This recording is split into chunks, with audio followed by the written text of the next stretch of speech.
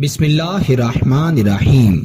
السلام علیکم ورحمۃ اللہ وبرکاتہ۔ معزز خواتین و حضرات، میں ہوں حافظ فیاض عمر اور آپ دیکھ رہے ہیں پیارے نبی کا دین یوٹیوب چینل۔ میں امید کرتا ہوں کہ آپ سب خیریت سے ہوں گے اور اللہ تعالیٰ سے دعا کرتا ہوں کہ اللہ تعالیٰ آپ کو سدا خیر و عافیت کے سائے میں رکھے۔ محبت کا یہ طاقتور عمل آج سے پہلے آپ کو کسی نے نہیں بتایا ہوگا۔ جو شخص یہ وظیفہ پڑھتا ہے، محبوب اس کا ایسا گرویدہ ہوتا ہے کہ مرتے دم تک محبوب اس سے محبت کرتا رہتا ہے۔ یہ عمل قرآنی عمل ہے، چونکہ قرآن مجید کا ایک ایک لفظ، ایک ایک حرف بہت ہی فضیلت و برکت کے حامل ہے۔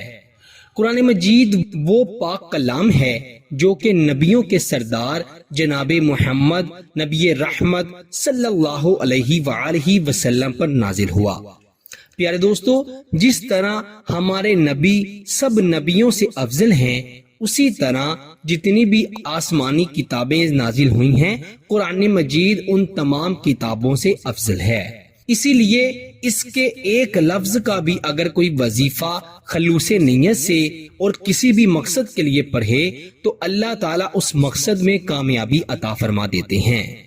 محبت کے حوالے سے مسائل ہوں، اولاد کے حوالے سے مسائل ہوں، کاروبار کے حوالے سے مسائل ہوں، کسی بھی قسم کے مسائل ہوں، اللہ تعالیٰ تمام مسائل کو قرآن مجید کے پڑھے جانے کی برکت سے ختم فرما دیتے ہیں۔ آج ہم لوگ بہت الٹے جانب چل گئے ہیں۔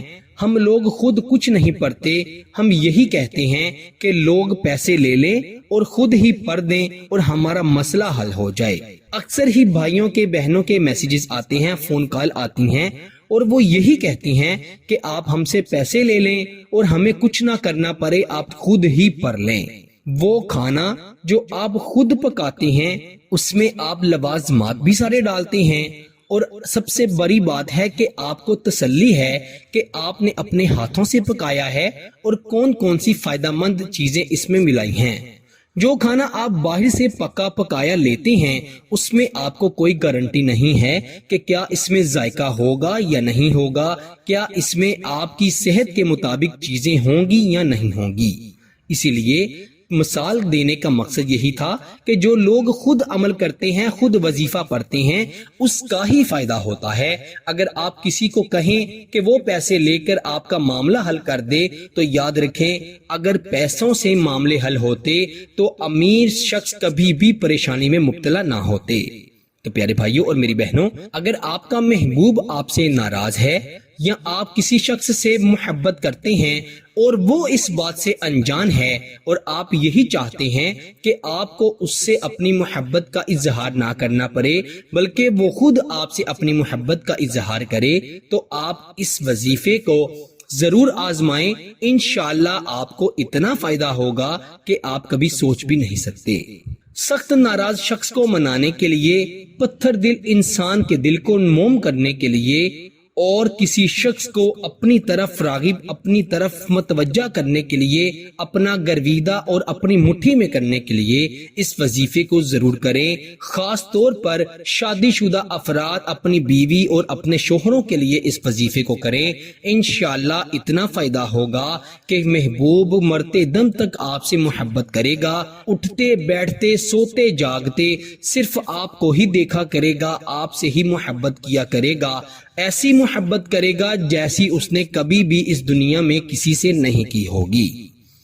تو آئیے پڑھتے ہیں وظیفے کی جانب۔ قرآن مجید کی ایک آیت مبارکہ کا یہ وظیفہ ہے۔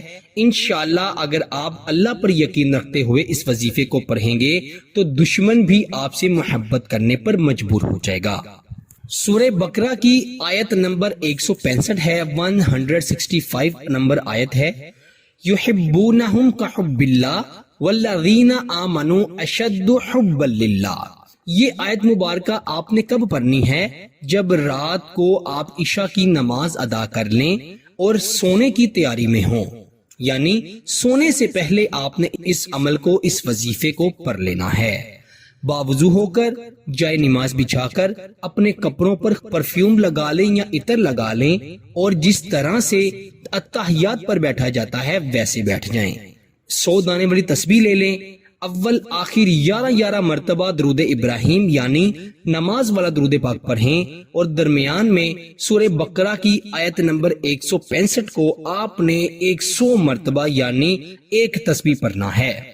یحبونہم کحب اللہ والذین آمنوا اشد حبا للہ۔ یہ ایسا وظیفہ ہے کہ جو شخص اس وظیفے کو پڑھے گا تو ظالم سے ظالم شخص بھی اسے محبت کرنے پر مجبور ہو جائے گا۔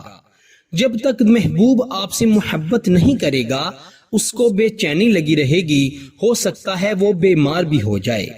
یہ عمل پہلے ہی دن اپنا اثر دکھا دیتا ہے، لیکن اگر آپ چاہتے ہیں کہ آپ کو اس کا بہترین رزلٹ ملے تو آپ اسے 11 دن تک لگاتار کیجئے گا۔ انشاءاللہ محبوب مرتے دم تک آپ کا گرویدہ، آپ کا تابعدار رہے گا۔ اللہ تعالیٰ سے دعا کرتا ہوں کہ اللہ تعالیٰ ہم سب کو کبھی بھی اپنی ذات کے سوا کسی کا محتاج نہ رکھے، ہمیشہ اپنی ذات کا محتاج رکھے۔ اللہ تعالیٰ تمام مسلمان بیماروں کو شفائے کلی عطا فرمائے۔ جو لوگ کسی سے بے لوث بے پناہ محبت کرتے ہیں، اگر وہ نکاح میں جڑنا چاہتے ہیں تو اللہ تعالیٰ ایک دوسرے کے ساتھ نکاح کے رشتے میں جوڑ دے، اور جن میاں بیوی کے درمیان لڑائی جھگڑے ہیں، فساد ہیں، اللہ تعالیٰ ان سب کے دلوں کو ایک دوسرے کی محبت سے مالا مال کر دے۔ جو ماں باپ اپنی جوان بچے اور بچیوں کے رشتوں کی وجہ سے پریشان ہیں، اللہ تعالیٰ انہیں اچھے اور نیک رشتے عطا فرمائے۔ جو مسلمان اس دنیا فانی سے رخصت ہو چکے ہیں، اللہ تعالیٰ انہیں جنت الفردوس میں اعلیٰ مقام عطا فرمائے۔ اللہ تعالیٰ ہم سب کی زندگی کے اب تک کے تمام صغیرہ اور تمام کبیرہ گناہوں کو معاف فرمائے۔ اللہ تعالیٰ ہمیں آئندہ گناہوں سے بچنے کی، ہمیں آئندہ گناہوں سے توبہ کرنے کی توفیق عطا فرمائے۔ جو مسلمان بے اولاد ہیں، اللہ تعالیٰ انہیں صالح اور نرینہ اولاد عطا فرمائے۔ جن کو بیٹیاں دی ہیں، اللہ تعالیٰ انہیں بیٹے بھی عطا فرمائے، اور جنہیں بیٹے عطا فرمائے ہیں اللہ تعالیٰ انہیں بیٹیاں بھی عطا فرمائے۔ اللہ تعالیٰ ہم سب کے مال میں، ہماری جان میں، اولاد میں خیر و برکتیں عطا فرمائے۔ اللہ تعالیٰ ہم سب کو ہمیشہ خوشحال رکھے، اور حاسدوں کے حسد سے، نظر بد سے، شریر جنات کے اثر سے ہمیشہ اپنی پناہ میں رکھے۔ آمین ثم آمین۔ پیارے دوستو، آپ سے ملاقات ہوتی ہے انشاءاللہ اگلی نئی ویڈیو میں۔ تب تک کے لیے اپنا بہت سارا خیال رکھیے گا، اور بندہ ناچیز کو اپنی دعا میں ضرور یاد رکھیے گا۔ اللہ حافظ۔